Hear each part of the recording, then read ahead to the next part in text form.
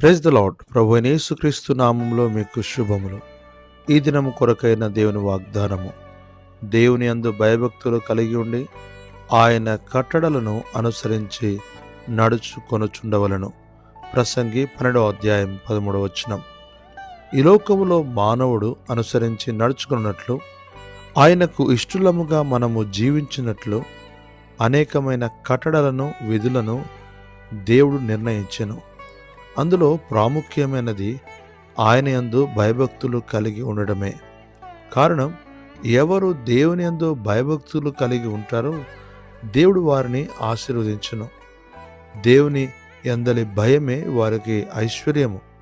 కానీ నేటి ఆధునిక మానవుని జీవితంలో దేవుని యందలి భయభక్తులు పూర్తిగా కోల్పోయి దేవుడు విధించిన కట్టడలను అనుసరించి నడుచుకొనలేకపోవుట ఎంతో విచారం.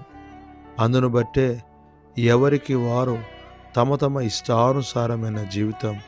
ఆ కారణం చేతనే దేవుని తీర్పుకు మనుషులు గురి అవుచున్నారు. ఈ తీర్పు ఎంతో భయంకరమైనది.